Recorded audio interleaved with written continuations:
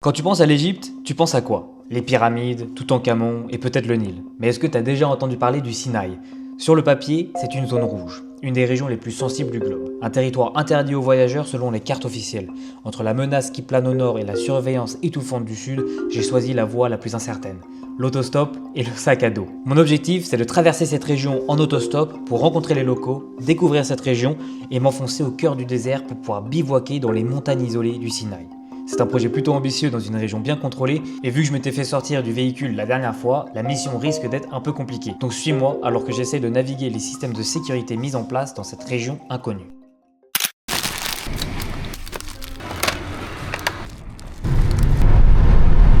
Bienvenue dans la péninsule du Sinaï.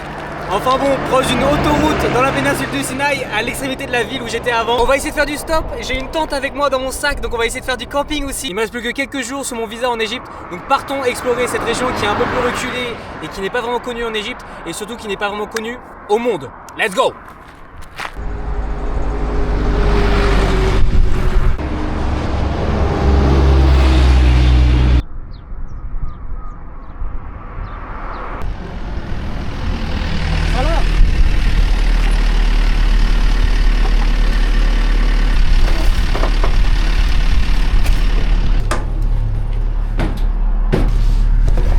لا قدام احسن. Me here? لا لا جوه. I'll go here. And you? هنا. Okay. شكرا حبيبي. Okay. So you go to Dahab? Okay. Salam alaikum. How are you? Fine. What's your name? Ibrahim. Ibrahim. And you? Mohammed. And you? Paul. Paul. Yes, Paul.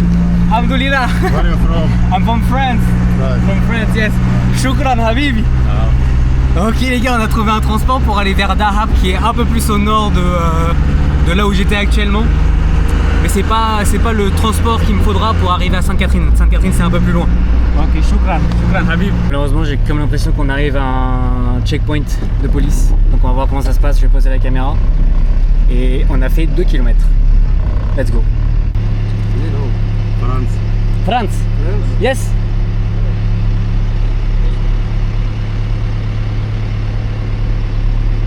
شو المنظر؟ من قبل الكوبري. Not allowed you take this car. Ah, not allowed? Not allowed. But I just go to Dahab.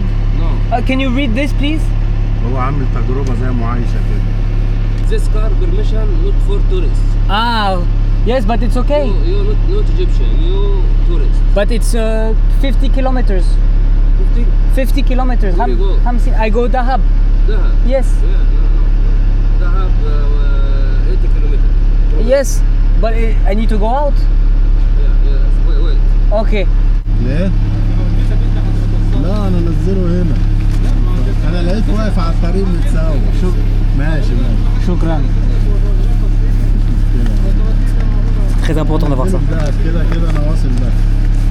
Okay. Okay. ماشي. شكرا. مع السلامة. Thank you. Okay. Okay. المصريين Egyptian man. Yeah, Egyptian. شكرا. حبيبي. Promis checkpoint est réussi, on a réussi à traverser, la police a été très gentille avec nous et on se retrouve dans une région où c'est très contrôlé aussi, donc je suis très content qu'on ait passé ce premier checkpoint. Vraiment très cool et on peut enfin faire du stop.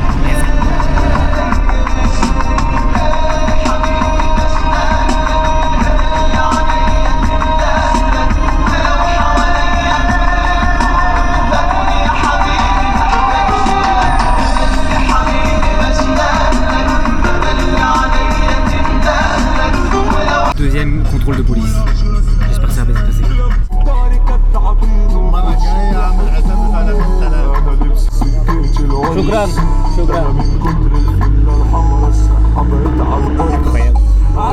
Deuxième contrôle de police réussi, je pense que c'est grâce au contrôle de police qu'on a eu initialement parce qu'ils ont écrit quelque chose sur un papier et ça veut dire qu'ils me laissent passer alors que normalement c'est interdit aux touristes de passer sans transport privé ou sans transport touristique, tu peux pas, c'est interdit. Pour contexte, on se retrouve dans une partie d'Égypte qui s'appelle la péninsule du Sinaï et c'est une zone qui est très dangereuse. C'est une zone où justement tu as des activités terroristes, tu as des groupes djihadistes, mais ça c'est surtout dans la partie nord du Sinaï. Ça c'est la partie la plus dangereuse. Tout le nord du Sinaï reste complètement interdit aux étrangers, tu ne peux pas y aller. Et du coup le le sud Sinaï où je suis actuellement, c'est un peu plus toléré, c'est accessible, tu peux y aller en tant que touriste, mais c'est un peu plus comme le reste de l'Égypte, tu ne peux pas traverser cette partie si tu n'es pas dans un transport privé ou dans un transport touristique. Et c'est pour ça que le stop ici c'est compliqué, et surtout parce que c'est pas du tout dans leur culture. Donc non seulement c'est interdit en termes de sécurité, mais c'est pas du tout dans leur culture, et on a réussi à esquiver les checkpoints de police, et donc ça c'est cool.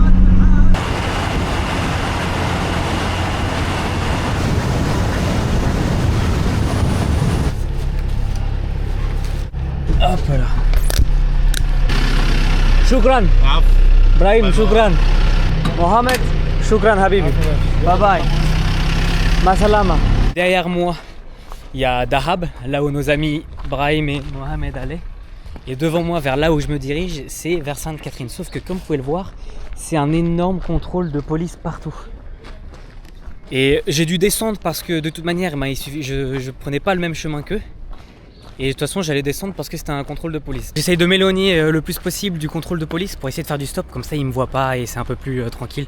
Parce que c'est un peu une région qui est délicate. Il y a une voiture qui est tombée en panne là-bas. Et comment c'est possible de rencontrer des gens comme Brahim et Mohamed et de savoir qu'ils viennent de Giza, ils viennent de Gizeh, à côté du Caire. Ils sont potes, leur taf c'est de transporter des machines, des trucs électroniques entre Dahab et une autre ville. Et ils ont une famille. Ils étaient d'une hospitalité qui était vraiment bienveillante et vraiment géniale. Et honnêtement on s'est régalé. Ils ont mis de la musique arabe, ils ont mis de la musique égyptienne, ils ont mis de la musique française même. Vraiment c'était génial. On va s'éloigner, on va continuer de marcher un petit peu, on va essayer de se trouver peut-être un spot à l'ombre. Et on va essayer de faire du stop là-bas. Je suis en train de réfléchir là, mais je suis un peu en train d'esquiver les systèmes de sécurité mis en place en Égypte. Tu vois, je fais du stop alors que j'ai pas le droit. T'as des contrôles de police, on me pose pas de questions, je passe dedans à pied. Je trouve ça assez exceptionnel. Je suis en train d'esquiver les systèmes de sécurité égyptiens.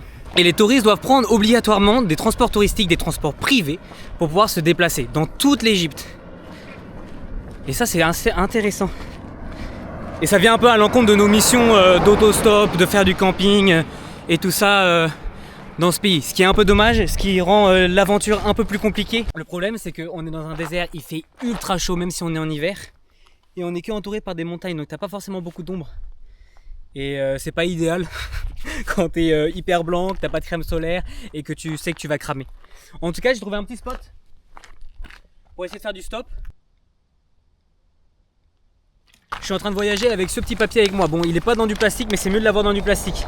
Et en gros, c'est un papier qui dit qui je suis, d'où je viens, ce que j'essaie de faire. Et en gros, ça demande à la personne qui est en train de le lire est-ce que je peux monter dans ton véhicule pour aller dans une certaine direction avec toi. Et c'est très très pratique, c'est très très utile. Et c'est un conseil que je vous donne si jamais vous voulez faire du stop dans n'importe quelle région du monde. Et en fait, ça casse un peu cette barrière directement. Surtout quand c'est dans un pays où ce n'est pas leur culture de faire du stop, c'est très très utile. Let's go. Là t'as toute l'Égypte, là t'as le Soudan, là t'as la Libye, et ici t'as tout ce qui est Israël, Palestine, Arabie Saoudite. On est dans la partie du Sinaï ici, c'est cette petite péninsule. Là t'as Sharm el-Sheikh, là t'as Dahab, c'est là où je suis actuellement, et Sainte-Catherine, c'est au milieu du désert, donc faut que je monte pour ensuite redescendre. Et donc on essaie d'aller au monastère Sainte-Catherine, là. Salam. You go to Sainte Catherine? Sainte Catherine, yes? Okay. Shukran. Ok. Oh, je suis en train d'en mettre partout. Shukran. Where are you going? No English. Ah, okay, okay. No Arabic, no Arabic. No. Sorry. Ok. On a trouvé une sorte de bus. Il m'a dit Sainte-Catherine, c'était ok. Il n'y a personne. Ah, cigarette, ok. Shukran. Ah, I sit here? Ok. Ok. Shukran. Habibi. Lucia. From France. France, yes. France. Yeah, France. Where are you from? Egypt. Sharm el-Sheikh, Dahab, Cairo. Cairo, okay, you are from Cairo, okay. Shukran, Habibi. Habibi. Donc je suis très content entre-temps, j'ai trouvé un moyen d'aller à Sainte-Catherine, le monastère et l'endroit où j'avais prévu d'aller. Par contre, il me demande un petit peu d'argent, j'ai essayé de clarifier que c'était pour faire du stop. Mais voilà, on est dans une sorte de bus touristique, le mec vient du Caire, il part au Caire après. Donc je sais pas trop comment ça va s'arranger. Mais en tout cas, on est dans un paysage stratosphérique. C'est monumental, c'est magnifique. On est isolé dans un désert et t'as des montagnes de partout. C'est impressionnant. Vraiment, c'est impressionnant. What's your name? My name is Hani. Hani. Hani. Paul. Paul. Paul. Yes. Salam alaikum. Salam alaikum. كيف حالك? الحمد لله. On a fait à peu près 80 km avec nos amis d'avant, avec nos amis Mohamed et Brahim. Et là, on est avec notre ami Annie, je crois. Et on a une centaine de kilomètres à faire avant d'arriver à Sainte-Catherine, le monastère que j'envisage de visiter. Et c'est là où je vais essayer de camper dans les montagnes. Je sais pas trop ce qu'on va faire pendant une centaine de kilomètres. En tout cas, le paysage est spectaculaire, donc profitez un peu du paysage. Et je vais vous montrer des belles images. Je pense.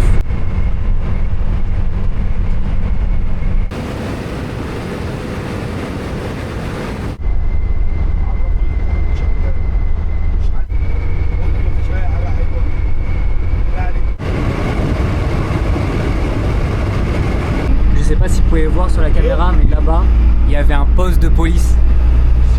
Et on m'a posé pas mal de questions, on m'a demandé comment est-ce que j'avais fait pour arriver ici, comment est-ce que j'avais fait pour arriver à Dahab, où est-ce qu'elle était ma voiture, d'où je venais. Et il y avait un policier du coup qui parlait français un petit peu.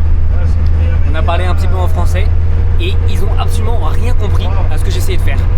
Ils n'ont pas compris, ce qui est tout à fait normal. Ils se sont posé pas mal de questions en mode ouais mais qu'est-ce que tu fais ici, pourquoi tu es dans un bus et tout ça. Welcome to Egypt. Bienvenue en Égypte. Et après ils m'ont laissé passer. Et ils m'ont demandé où est-ce que j'allais rester ce soir, c'était quoi mon projet, c'était quoi mon plan. Je leur ai dit que du coup ce soir j'avais pas d'hôtel encore de prévu ou de réservé et que j'allais essayer de trouver une guest house. Mais ce qu'ils savent pas, c'est qu'on va essayer de camper dans la montagne. One, eight? One? This one, no? Good sandwich. Chicken, egg.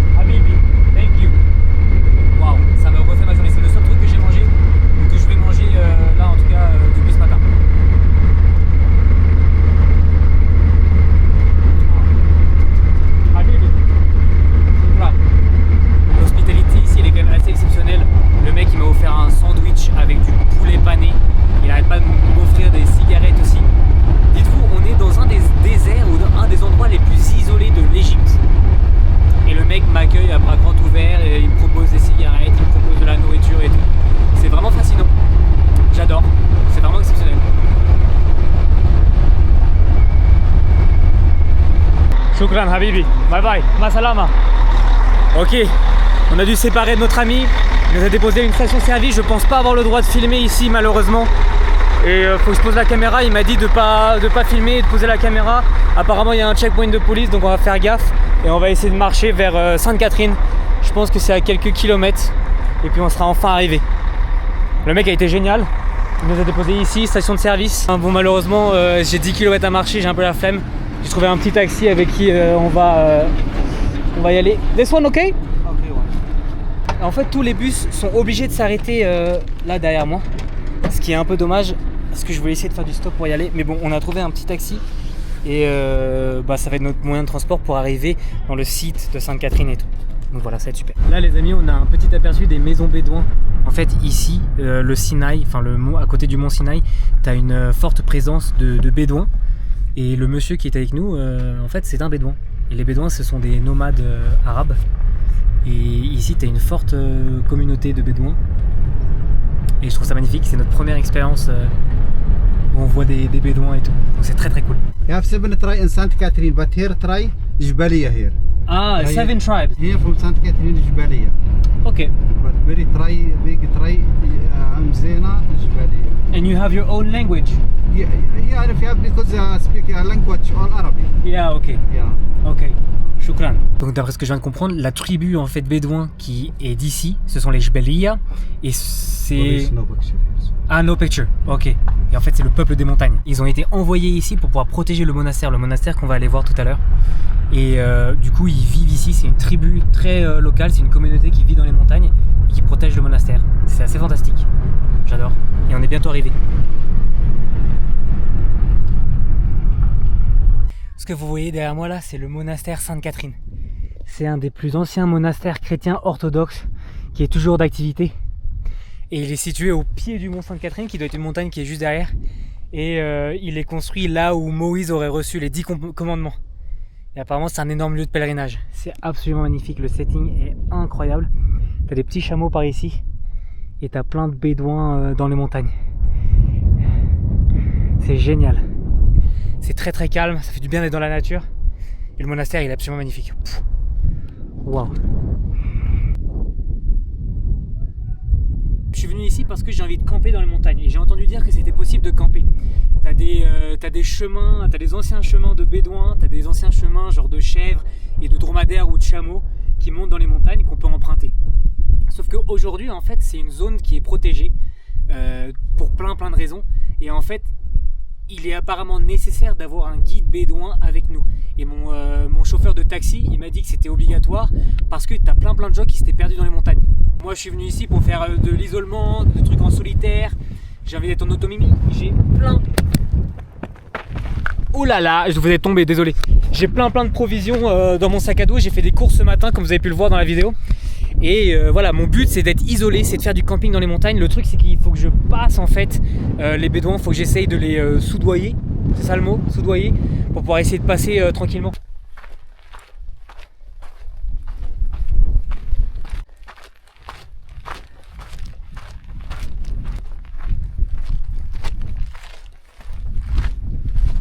كيف حالك؟ الحمد لله. Hello. Hello. I walk a little bit. Where you guide? Where you guide? I don't have guide. No good for guide.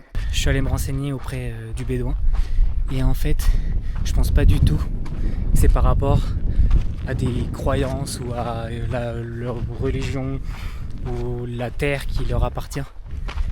C'est juste pour la sécurité et pour pas mourir. Le mec il m'a dit ouais, people die.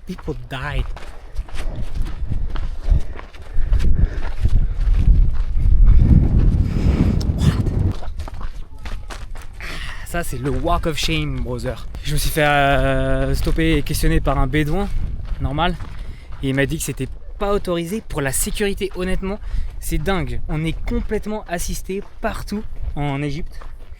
Tu veux faire un trek, ils pensent que tu vas mourir. J'ai fait mes recherches, j'ai des maps de downloader, le sentier est battu.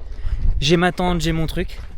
Donc c'est seulement pour des questions de sécurité. On est complètement assisté. On est obligé d'avoir un guide avec nous, on est obligé d'avoir des nounous avec nous. Ça se trouve que je suis complètement à l'ouest, mais si c'est pour des trucs de sécurité, enfin du camping on en fait tout le temps. T'en fais en France, des randonnées, t'en fais en France, t'en fais partout dans le monde des randos. Au Pérou, en Bolivie, tu peux camper. En fait je sais pas s'ils le font exprès, mais tout est rapporté à l'argent. Il te faut un guide pour ça, il te faut un guide pour ça, il te faut un tour de chameau pour ça. Ton guide pour monter c'est 900, pour redescendre c'est 900, pour camper en haut c'est le double. C'est un peu relou, voilà. T'essaies de faire des randonnées dans un endroit magnifique, spectaculaire. Le sentier est battu. Ma mission de camping dans le Sinaï semble un peu compliquée, les amis. Un peu compliquée, je sais pas vraiment comment on va faire. Ouais. Monastère, magnifique. Camping, not so good. Bon, malheureusement, on n'a pas énormément d'options. J'en ai quelques-unes par contre. Je me demande si juste je vais pas aller voir les militaires, je vais ou la police. Juste là. Et je vais leur dire ouais, voici ce que j'aimerais bien faire. J'aimerais peut-être dormir juste là la nuit et essayer de camper dehors. Et peut-être que parler aux militaires, ça rendrait ma situation un peu plus facile, I guess. Je sais pas trop. Ok, c'était la meilleure idée au monde. Je suis allé directement parler à la police et aux militaires. Je leur ai fait un petit Google Translate en expliquant juste ce que j'essayais de faire, que je voulais faire du petit camping sauvage Et il m'a dit ok, tu vas derrière cette petite dune de sable et tu peux poser ta tente. Et j'ai fait ouais ok, mais du coup il n'y aura pas de problème, militaire, police, il n'y a pas de problème, je pars demain, ok. Et ils m'ont dit que c'était ok. Donc c'est exactement ce qu'on va faire et on va camper dehors ce soir.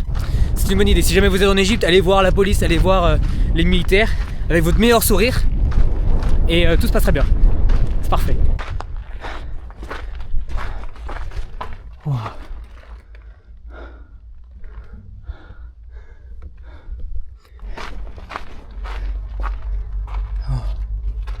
Wow.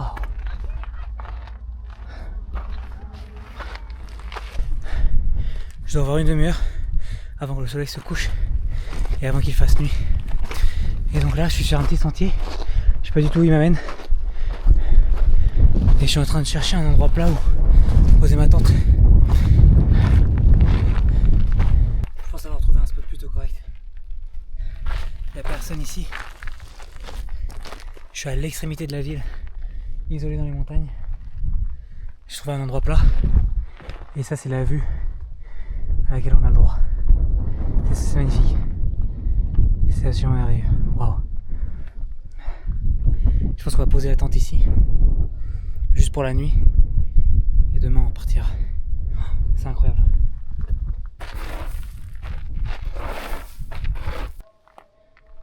J'ai énormément de chance d'être ici. Pouvoir camper dans la montagne. Et ça fait énormément de bien de pouvoir être dans la nature en Égypte. Ça fait un petit moment que je voulais être dans la nature, dans les montagnes, dans le désert. Ça fait un bien fou. C'est beaucoup plus calme que les villes chaotiques du Caire et tout ça. Et de retrouver la nature, c'est vraiment quelque chose que je voulais faire. Et là, j'ai beaucoup de chance d'être dans un setting comme ça. En pleine montagne, complètement isolé.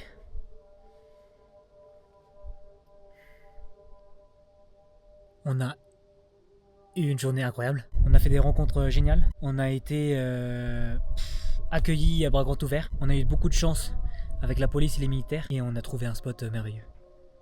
Là, on a un spot vraiment super pour pouvoir camper, pour pouvoir faire du bivouac. Comme quoi, le stop en Égypte, c'est possible. Et comme quoi, la générosité des gens et la bienveillance des gens est assez exceptionnelle quand on arrive dans des parties isolées du monde. D'ailleurs, vous inquiétez pas, parce que demain, la prochaine vidéo, elle commencera d'ici. Elle commencera de ce point-là, de là où il y a ma tente. Et demain, on a une grosse aventure parce que demain, j'ai pas trop envie de spoil, mais on va changer de pays. On a du stop à faire, on a un bateau à prendre et on a une frontière. On a une frontière à passer. Si les Égyptiens veulent bien nous faire sortir du pays. Ce qui me reste à faire, c'est de profiter, de manger, de boire de l'eau parce que je suis complètement déshydraté. Et on va essayer de ne pas se faire manger par des renards, des scorpions ou des serpents aussi. Ce serait mieux. Et j'espère que vous avez pu aimer cette vidéo. N'hésitez pas à vous abonner. La prochaine vidéo aussi, ce sera très sympa. Et merci d'avoir regardé.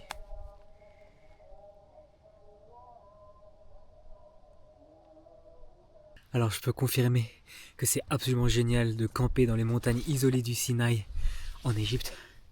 Mais ça fait un petit peu peur maintenant. Je sais pas si vous pouvez bien voir.